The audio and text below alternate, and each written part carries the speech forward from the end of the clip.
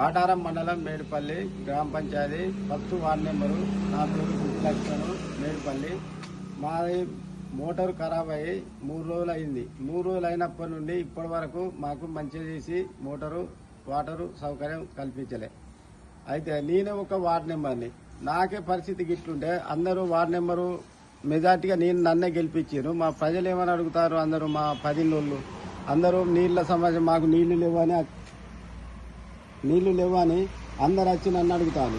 నేను సర్పంచ్కి 10 సార్లు ఫోన్ చేసిన, మన కార్యదర్శికి చేసిన, గ్రామ పంచాయతీ సిబ్బందికి ఫోన్ చేసిన, ఎవరు కూడా మమ్మల్ని పట్టించుకోవడం లేదు.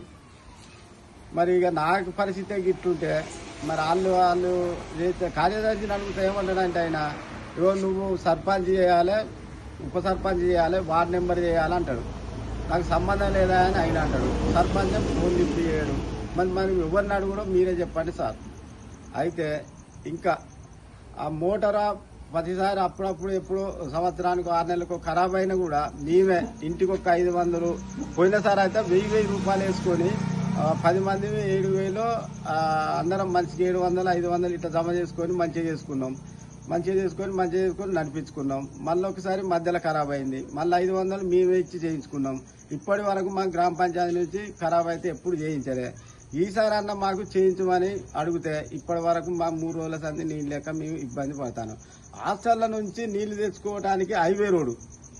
హాస్టల్ పిల్లలకు నిన్న 15 ఆగస్టుగా ఈరోజు వాళ్ళకే ఇబ్బంది అయింది. మేము మోటార్ వేసుకొని వస్తే వాళ్ళు బంద్ చేసుడు, మాకు నీళ్లు రావట్లేదు. ఆ రోడ్డు మీదకి వెళ్ళి అటు పక్కకు దాటితే హైవే రోడ్డు కాబట్టి ఆ లారీలో బస్సులో ఏమన్నా వస్తే మా అమ్మ ఉన్నది చూస్తుంది, దానికి తెలియదు. హైవే రోడ్డు ఏదన్నా లారో బస్సు కారు ఏదన్నా యాక్సిడెంట్ అయితే ఎవరు బాధ్యులు?